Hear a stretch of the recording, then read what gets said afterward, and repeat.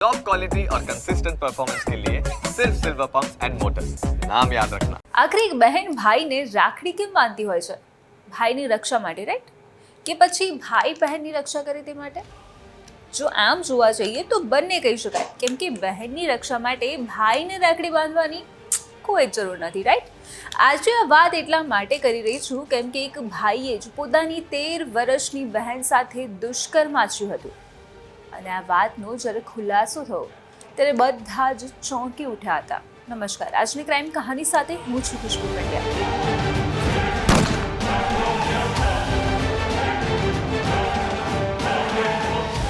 આજની કહાની છે બોટાદ જિલ્લાના ગઢડા તાલુકાના એક ગામની, જ્યાં ભાઈ બહેનના પવિત્ર સંબંધને કલંક લગાડે તેવી એક ઘટના સામે આવી હતી.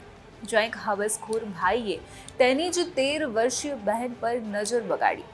અને જો ભાઈની ઉંમરની વાત કરીએ તો તે પણ એટલી મોટી નહોતી, એટલે કે તેની ઉંમર પણ અંદાજે 19 કે પછી 20 વર્ષની જ હતી. પણ કહાનીની શરૂઆત કરું તે પહેલાં એક સવાલ એ આવે કે 19 વર્ષના છોકરાના દિમાગમાં આવી કોઈ પણ વસ્તુ આવી કઈ રીતે?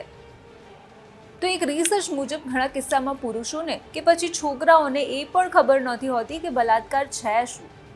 અને બીજું મહત્વનું પાસું એ છે કે ઇન્ટરનેટ પર લગભગ મફત અમર્યાદિત પોર્ન એવા સમાજના હાથમાં આપવામાં આવ્યું છે કે જેને તમે મૂળભૂત શિક્ષણ અને સમજણ પણ નથી આપી શક્યા.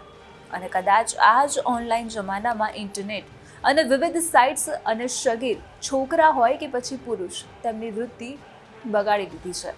આવું જ કંઈક અહીંયા પણ બન્યું. જે કૌટુંબિક ભાઈએ જ 13 વર્ષ 9 મહિનાની માસૂમ બહેન પર દુષ્કર્મ આચર્યું. કૌટુંબિક ભાઈએ જ બહેનને પીંખી નાખી. આ ભાઈએ તેની બહેનને ધમકી આપીને તેના ઘરે બોલાવી અને પછી તેની સાથે દુષ્કર્મ આચર્યું. બાળકી 13 વર્ષની હતી અને નાની હતી, તેને કંઈ જ ન સમજાયું.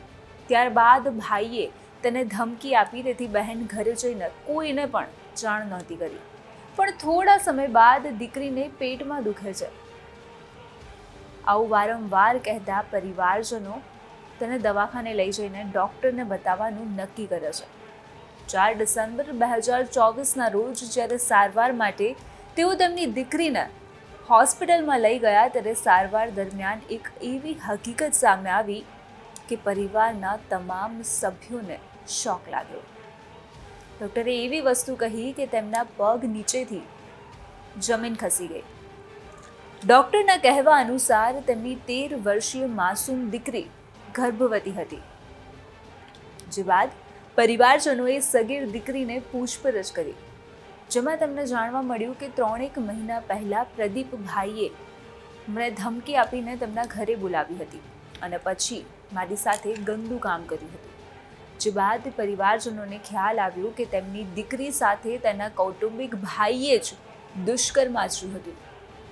જે બાદ ભોગ બનનાર સગીરાના પિતાએ ગઢડા પોલીસ મથકે પ્રદીપ વિનાભાઈ શેખલિયા જૈનની જે બાદ ભોગ બનનાર સગીરાના પિતાએ ગઢડા પોલીસ મથકે પ્રદીપ વિનાભાઈ શેખલિયા, જેની ઉંમર અંદાજે 19 થી 20 વર્ષ હશે, તેની વિરુદ્ધ ફરિયાદ નોંધાવી હતી.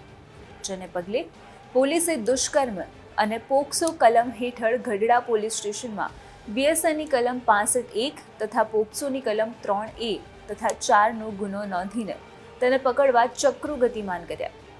ગઢડા પોલીસે સગીરાનું મેડિકલ કરાવતા સગીરાને 2 માસનો ગર્ભ હોવાનું પણ રિપોર્ટમાં સામે આવ્યું. ત્યારબાદ પોલીસે ગણતરીના કલાકોમાં જ આરોપી પ્રદીપ વિનાભાઈ શેખલિયાની તેના ગામ રતનપુર જઈને ઝડપી પાડ્યો અને વધુ તપાસ અર્થે રિમાન્ડ મેળવવાની પણ તજવીજ હાથ ધરાઈ હતી. પણ હજુ સવાલ ત્યાં જ અટક્યો છે કે આખરે યુવકોને કે પછી સગીરોને બગાડવામાં શું ઇન્ટરનેટ કે પછી ફ્રી પોર્ન વેબસાઇટ જવાબદાર છે? કેમ કે જે હદે દુષ્કર્મના કિસ્સાઓ આજકાલ વધી રહ્યા છે તે જોઈને સ્થિતિ હજુ ગંભીર બની શકે છે તેવું લાગી રહ્યું છે. ખેર, આરોપી તો પકડાઈ ગયો, પરંતુ શું ગેરંટી કે તે આવું બીજી વખત નહીં કરે? અને ચાલો તને સજા મળી જાય, પરંતુ તેની બહેનની, તેને જિંદગી, તે દીકરીનું, તેને જીવન ઓલરેડી બરબાદ કરી દીધું હતું. હસવા રમવાની ઉંમરમાં તેની સાથે જે થયું તે ખરેખર શર્મજનક હતું. તમારું શું કહેવું છે આ વિશે?